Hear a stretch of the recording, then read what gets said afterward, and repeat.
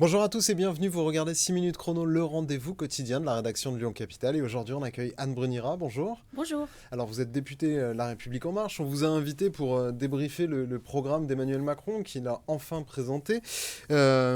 Suite à la présentation de ce programme, Anne Hidalgo, la candidate socialiste, a expliqué qu'Emmanuel Macron devrait payer des droits d'auteur à Valérie Pécresse, ce qui était une manière de dire plutôt habilement qu'il avait plus ou moins fait des copier-coller du programme de la droite. En quoi elle a tort, Anne Hidalgo? Moi, j'ai trouvé ce moment effectivement présentation du projet un peu pas à la hauteur des enjeux. Le sujet, c'est pas savoir il m'a pris telle idée ou il a copié l'idée d'un tel. Enfin, c'est vraiment pas ça le sujet. Nous avons un projet, dedans il y a des propositions qui peuvent pour certains ressembler aux leurs. Ils devraient en être contents. En ce qui nous concerne, on a fait un projet avec des actions extrêmement concrètes qui proviennent à la fois, bien sûr, de la continuité du quinquennat précédent, mais aussi de l'expérience du quinquennat et de l'expérience, bien sûr, des crises que nous avons traversées pendant ce mandat qui se termine. La promesse originelle d'Emmanuel Macron, c'est et de gauche et de droite, le fameux et en même temps.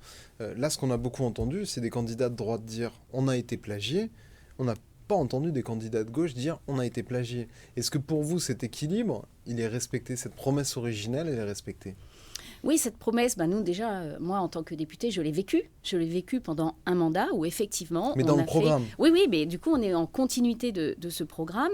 Et effectivement, dans ce programme, il y a des mesures et de droite et de gauche. Si vous souhaitez à tout prix mettre des étiquettes sur des idées, parce que nous on a dépassé ce stade-là, et je trouve que franchement c'est caricaturer certaines idées, de les qualifier de droite et d'autres de gauche. Je vous donne qu'un exemple, la sécurité. Tout le monde dit qu'elle est de droite, je suis désolée. La sécurité, elle est et de droite et de gauche, ni de droite ni de gauche. La sécurité, on les doit à tous les Français, à tous les Lyonnais. C'est la base de la vie en société.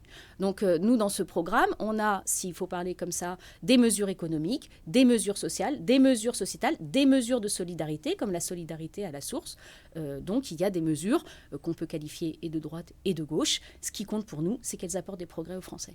La retraite à 65 ans, vous la mettez dans quelle catégorie alors? La retraite à 65 ans, on l'avait déjà étudiée lors du travail précédent sur la réforme des retraites. La réforme des retraites, elle est nécessaire. Si on veut pouvoir financer les retraites des travailleurs qui vont s'arrêter prochainement, cette réforme est nécessaire. On a trois solutions. Est-ce qu'on fait cotiser plus? C'est pas ce qu'on veut. On a même baissé les cotisations. On veut continuer à les baisser. Est-ce qu'on veut des retraites moins élevées? C'est pas ce qu'on veut. On veut même mettre un seuil à 1100 € de retraite. Donc la seule solution qui nous reste, c'est de travailler un peu plus longtemps. Et je rappelle qu'aujourd'hui, il y a déjà beaucoup de Français qui partent à la retraite largement après 62 ans. Qu'est-ce qui vous l'aviez repoussé, puisque le contexte social ne permettait pas de faire cette réforme? Qu'est-ce qui vous fait dire que vous pourriez cette fois-ci la faire dans les 5 prochaines années? Le contexte social ne sera peut-être pas beaucoup plus engageant. C'est une question importante, effectivement. Alors d'abord, nous la présentons mieux, nous l'avons travaillée, elle est présentée et nous en parlons. Bien sûr, le président l'a largement détaillé. Nous, sur les marchés, nous l'explicitons.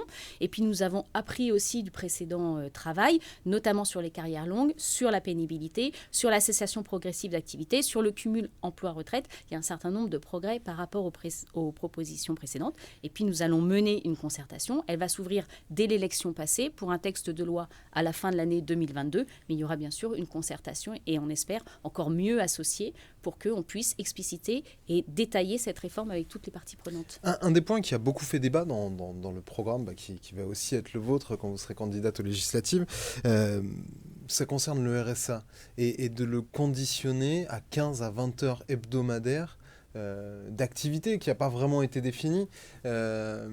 C'était une des vieilles marottes de la droite pour lutter contre l'assistanat. Vous, en tant qu'ex-socialiste, vous êtes à l'aise avec cette mesure? Alors en fait, cette mesure, elle va en complément de ce qu'on a déjà créé, qui commence maintenant, qui s'appelle le contrat d'engagement jeunesse. Le but, c'est de remettre ou mettre pour les jeunes des jeunes au travail en les accompagnant. Et ce faisant, en les accompagnant financièrement, bien sûr, avec un revenu qui est quand même pas très élevé en ce qui concerne le RSA, mais surtout en faisant de la formation, de la socialisation ou de l'immersion pour leur permettre de petit à petit se remettre au travail. Aujourd'hui, on verse le RSA et puis les personnes, voilà, elles touchent leur RSA, mais elles ne sont pas accompagnées et elles doivent trouver toutes seules un boulot. Le but, c'est de les accompagner beaucoup plus pour leur permettre de retrouver l'emploi qui leur convient et puis surtout de lever les freins de retour à l'emploi. On pense à la garde d'enfants, mais il y a aussi par exemple les transports qui sont parfois des vrais freins. Parce que là, il serait globalement maintenant, hein, si on rapporte le RSA au nombre d'heures qu'ils vont travailler, ils sont sous le SMIC horaire. Oui, mais c'est pas du travail. Et Ce c'est n'est quoi? pas Mais du c'est travail. pas du travail, C'est mais de c'est quoi? l'activité. C'est des De la travaux formation. d'intérêt généraux? Non, C'est de une la manière- formation. De la formation, ce n'est pas du travail.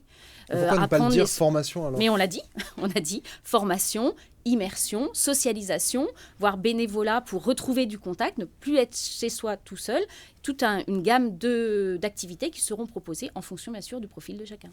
La grande thématique de cette campagne, indépendamment de la guerre, et on n'ouvrira pas ici ce chapitre-là, c'est le pouvoir d'achat. Oui. Qu'est-ce qui, dans le programme, rend du pouvoir d'achat aux Français en dehors de ces fameux 138 € de redevance télé que les Français payaient et qui devraient être supprimés si Emmanuel Macron est réélu? Alors sur le pouvoir d'achat, on va dire trois types de mesures. Il y a les mesures d'urgence sur le blocage des prix, sur la prime inflation. Ça, ce sont des mesures à court terme.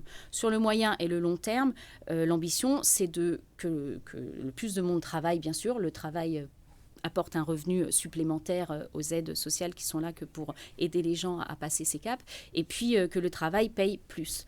Et que plus de monde travaille donc sur le pouvoir d'achat, que le travail paye plus, ça passe par des baisses de cotisations, par des diminutions d'impôts, par des suppressions d'impôts.